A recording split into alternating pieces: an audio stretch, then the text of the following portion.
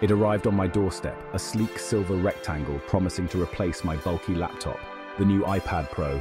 I unpacked it, the aluminum cool beneath my fingertips. The screen, a blank canvas of potential, beckoned me closer. This was it, the moment of truth. Could this tablet truly become my primary workhorse? The allure of the iPad Pro was undeniable. Its portability, its vibrant display, the promise of a seamless user experience, it all felt like a glimpse into the future of computing. I had read the reviews, watched the demos, and listened to countless tech pundits extol its virtues. Now it was time to put the hype to the test. As I powered up the device for the first time, a sense of anticipation washed over me. The familiar Apple logo appeared, followed by the intuitive setup process. It was like greeting an old friend, yet there was a sense of novelty, a hint of exploring uncharted territory. I was eager to dive in and discover what this new iPad Pro could do. Setting up the iPad Pro was a breeze. The familiar Apple interface greeted me, making the transition from my previous devices effortless. With a few taps, I was logged into my Apple account, my apps downloading in the background. The process was intuitive, guiding me through each step with clear instructions and helpful visuals. I connected my Bluetooth keyboard and mouse in a snap. The iPad recognized them instantly, and within seconds I was typing away, my fingers dancing across the familiar keys. It felt strangely natural, this hybrid of tablet and laptop, the line blurring between the two. Yet, a hint of doubt lingered in the back of my mind. Could this setup truly replace the familiarity of my laptop, with its dedicated operating system and file management system? Only time would tell, but for now, the iPad Pro was off to a promising start. The setup process had been smooth and painless, leaving me eager to explore its capabilities further.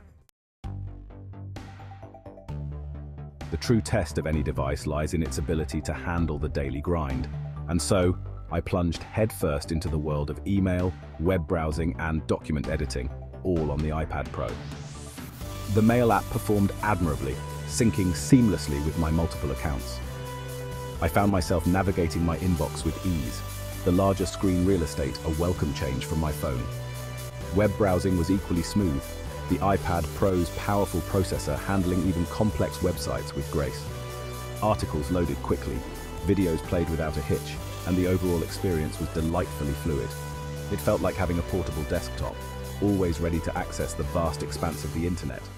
Document editing proved to be a mixed bag. While Apple's Pages app was perfectly adequate for basic tasks, I yearned for the robust features of my desktop word processor.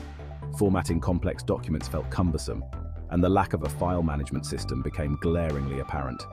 Still, for everyday tasks like composing emails, browsing the web, and jotting down notes, the iPad Pro proved to be a capable companion. Where the iPad Pro truly shines is in its ability to transform into a digital canvas. Armed with the Apple Pencil, I found myself sketching ideas, jotting down handwritten notes, and even experimenting with digital art. The pencil's pressure sensitivity and tilt recognition were remarkable, allowing for a level of precision I had never experienced on a tablet before. The Notes app became my digital playground, filled with colorful sketches, mind maps, and handwritten notes. I could easily switch between typing and drawing, making it an ideal tool for brainstorming and capturing fleeting thoughts. The ability to annotate PDFs and screenshots further enhanced its versatility, turning the iPad Pro into a powerful tool for students and professionals alike. However, the limitations of a mobile operating system became apparent when I attempted more advanced creative tasks. While apps like Procreate offered impressive drawing capabilities, they still couldn't quite match the depth and versatility of their desktop counterparts. The iPad Pro excelled as a tool for sketching, note-taking, and casual art making, but for professional-level creative work, it still fell short. Section 5. The Entertainment Enclave Movies and Music. When it came to entertainment, the iPad Pro truly shone. The large, vibrant display transformed into a portable cinema, immersing me in my favorite movies and TV shows. The colors popped, the blacks were deep and inky, and the overall viewing experience was simply stunning. I found myself reaching for the iPad Pro over my television on more than one occasion. The sound quality was equally impressive, the quad speakers delivering rich, immersive audio. Whether I was listening to music, podcasts, or watching videos, the audio experience was top-notch. The iPad Pro effortlessly transitioned from a productivity powerhouse to an entertainment hub, proving its versatility as a do-it-all device. However, the lack of a headphone jack continued to be a minor annoyance. While Bluetooth headphones worked flawlessly, there were times when I missed the simplicity and reliability of a wired connection. It felt like a needless omission, a minor inconvenience in an otherwise stellar entertainment experience.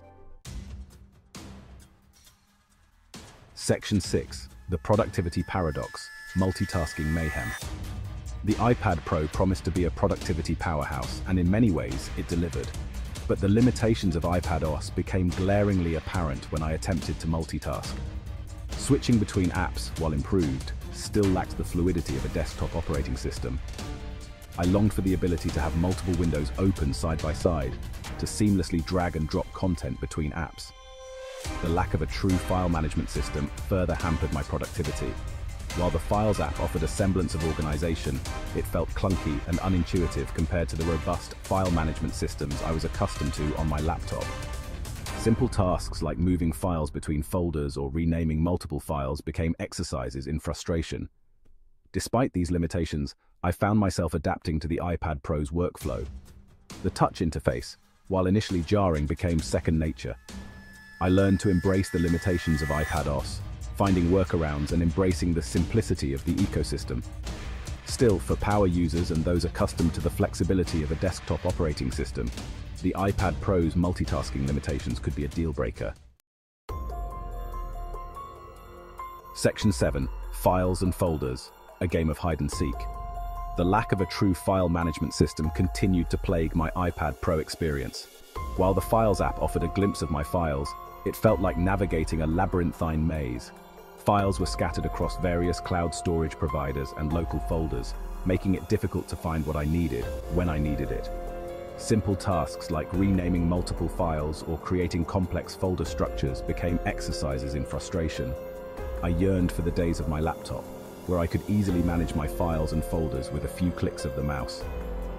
The iPad Pro's file management system felt like a step backward, a concession to its mobile operating system roots.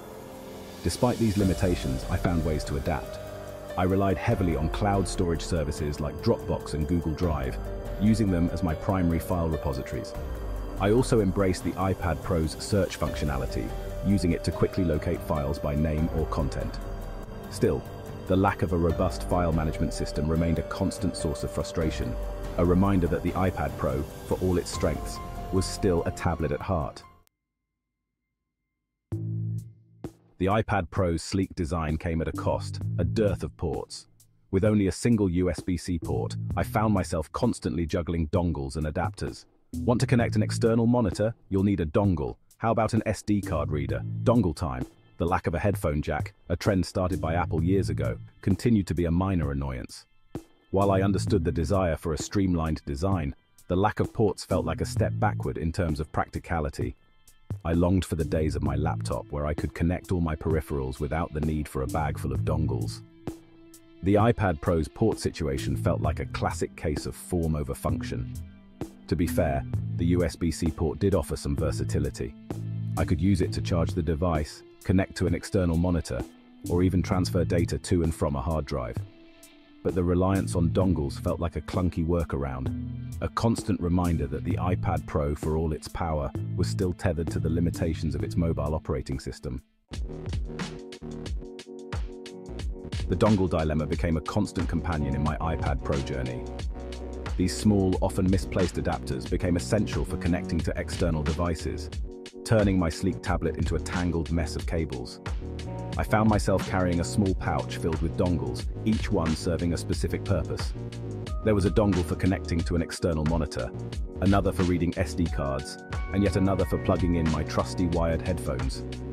The dongle life, while necessary, felt like a step backward in terms of convenience and elegance. I yearned for the days of my laptop, where ports were plentiful and dongles were a distant memory. Despite the annoyance, I learned to adapt. I invested in a multi-port dongle, which provided a few extra ports and reduced the clutter somewhat. I also embraced Bluetooth peripherals, minimizing the need for wired connections. Still, the dongle dilemma remained a constant source of frustration, a reminder that the iPad Pro's sleek design came at a price. My time with the iPad Pro was a rollercoaster of emotions. There was love, to be sure, for its sleek design, its stunning display, and its undeniable portability. The iPad Pro excelled as a consumption device, perfect for browsing the web, watching movies, and reading ebooks. And for creative tasks like note-taking, sketching, and light art making, it was an absolute joy to use. But there was also frustration, a yearning for the power and flexibility of a true desktop operating system. The limitations of iPadOS, particularly in terms of multitasking and file management, were impossible to ignore. The lack of ports, while aesthetically pleasing, felt impractical in daily use. The dongle life, while manageable, was a constant reminder of the compromises I was making by choosing the iPad Pro over a traditional laptop. The iPad Pro, then, is a device of contradictions. It is a powerful tool for creativity and consumption, yet it stumbles when it comes to productivity and professional use. It is a glimpse into the future of computing, yet it remains tethered to its mobile operating system roots. It is a device that I both love and hate, a qualified love affair that leaves me wanting more. Despite its limitations, the iPad Pro left me with a sense of optimism. I could see its potential, the possibility of a future where tablets truly could replace laptops. But to get there, Apple needs to address the shortcomings that hold the iPad Pro back from achieving its full potential. A more robust file management system is essential, one that allows for easy organization, manipulation, and access to files and folders. Improved multitasking capabilities, including the ability to have multiple windows open side by side and seamlessly drag and drop content between apps, would be a game changer. And while the sleek design is admirable, the addition of a few more ports would go a long way in improving the user experience. The iPad Pro is a device on the cusp of greatness. With a few key improvements, it could truly become the laptop replacement that Apple envisions. Until then, it remains a device of compromises, a tantalizing glimpse into the future of computing, but one that is still tethered to the present.